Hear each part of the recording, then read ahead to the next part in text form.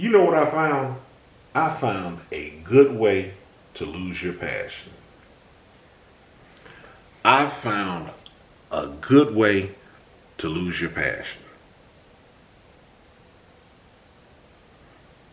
Actually, there's two ways. But I went with one because it's the main focal point. Plus, it sounded better for the title of this video.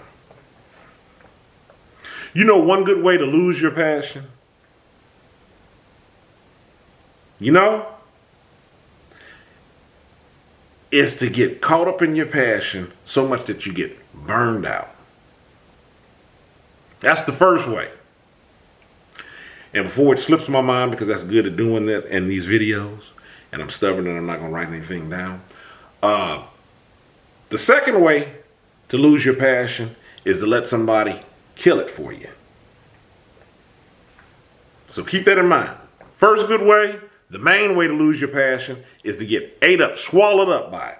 The second way is to let somebody else take it from you.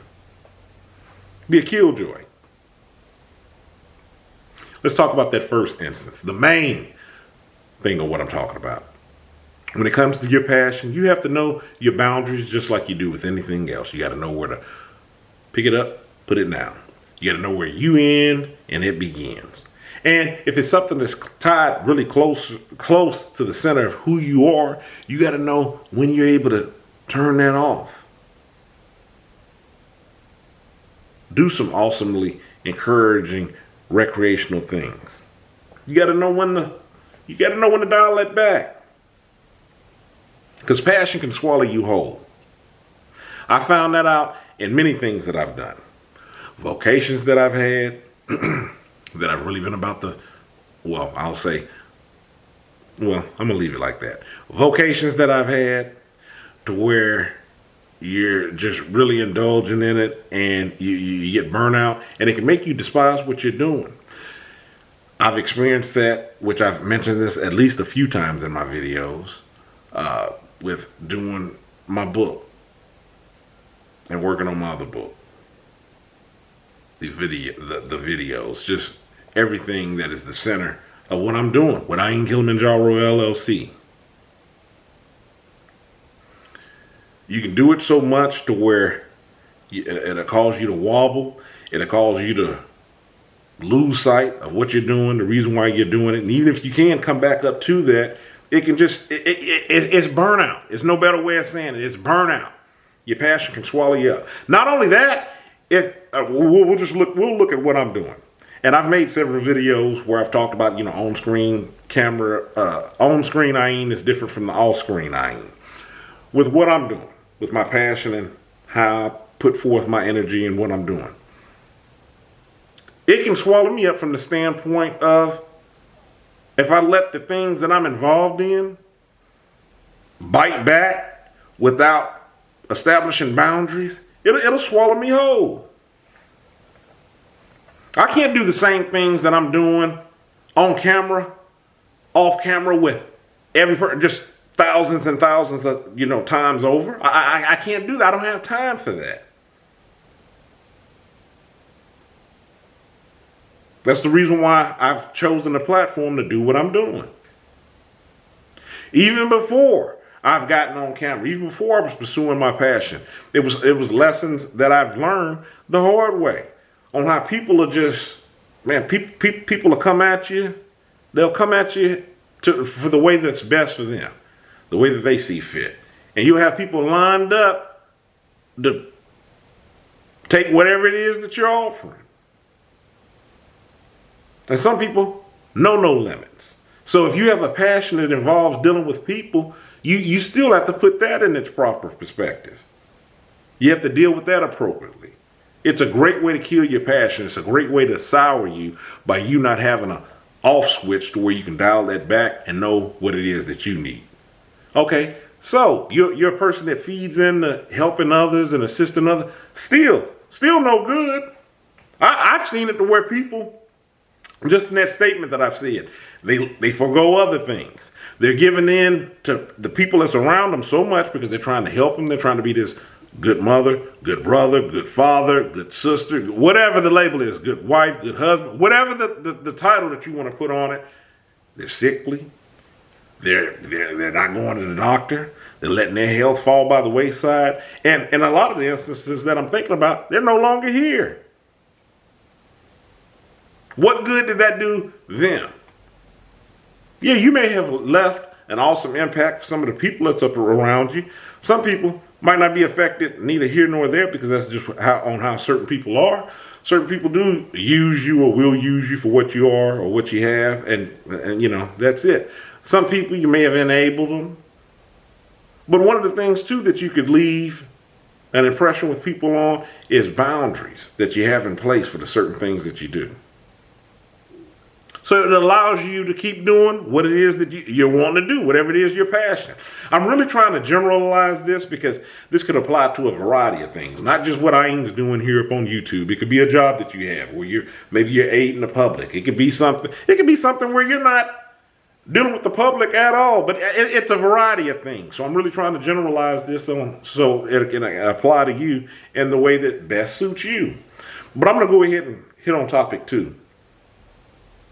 Letting people kill your passion. This is something completely different from what I just got done talking about in that first point. Letting people kill your passion are people that probably really didn't deserve to be in your circle anyway. I talked about this example one time before, or at least I think I did. Maybe it could have really been powering my video for what I was thinking, and maybe I held it out. I remember one time I was getting ready to apply for another position, which was really outside of the realm of what I even really do. Because normally, when I go into a place, I'll do what I'm needing to do because I got other things going on. I'm really not trying to go up the ladder. And I remember I expressed this to this person, and the feedback that I had gotten was, "You want to do that? Like, you sure?" It was a way, long story short, it was a way of them trying to instill doubt.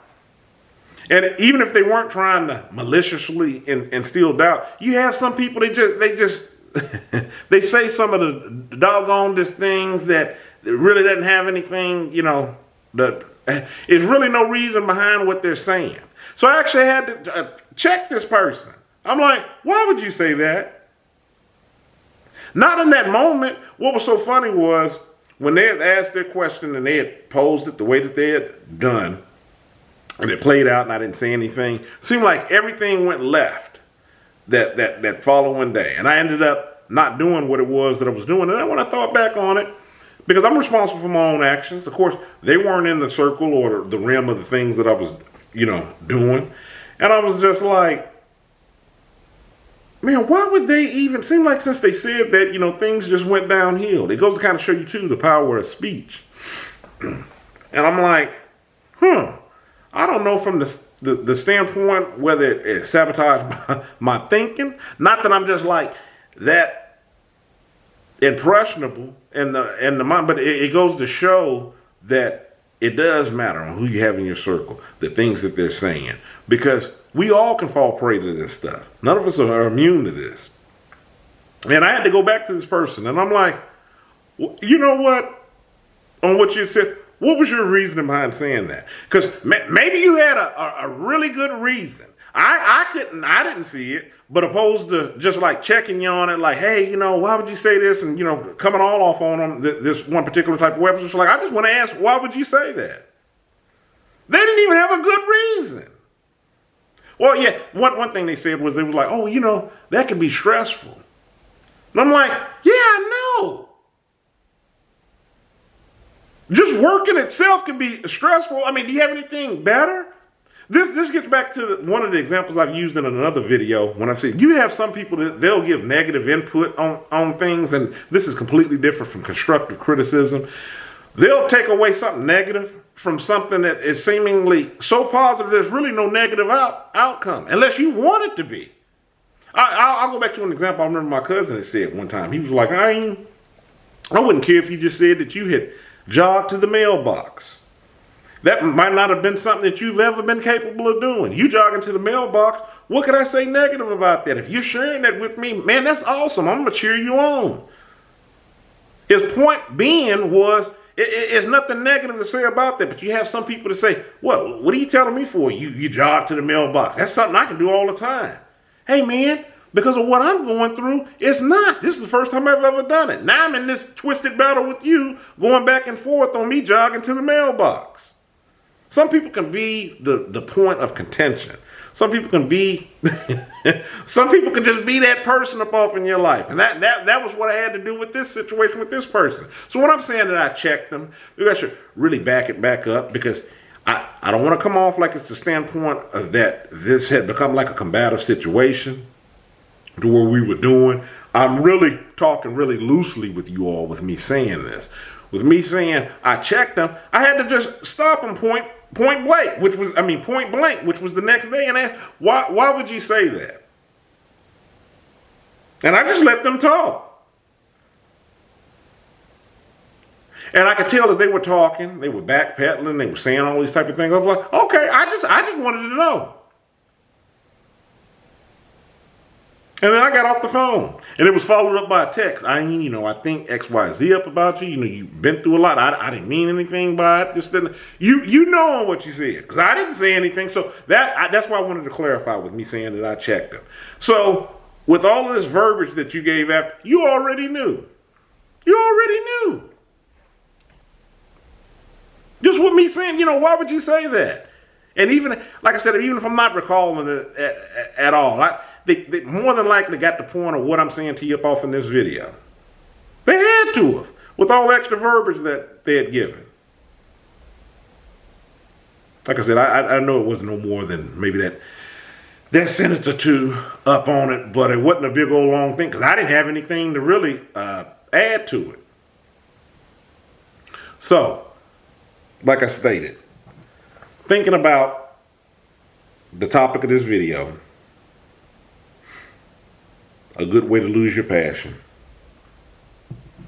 Do it one of two ways. You can be so wrapped up, caught up in it, that you can lose it that way, or you can allow other people to smother it out. That's the reason why we have to be cautious of a circle. One of the things, like I've said in other videos before I close this out, is you have to be so quick to go telling everybody what you're doing, your passion. Let it be in your works. Let it be in whatever it is that you're doing. That's my take up on it. If you hadn't already, hit that subscribe button. Follow me on other social media, Facebook, Tumblr, Twitter, Instagram. Obviously, I'm on YouTube. This is where I'm hosting my videos at. Check out the link in the description box. Kilimanjaro. Kilimanjaro@gmail.com is where you can send any questions that you have, and I'll do my best to answer your question in a video. Okay? Stay encouraged. Avoid being discouraged. I'm Ayin. You have a good one.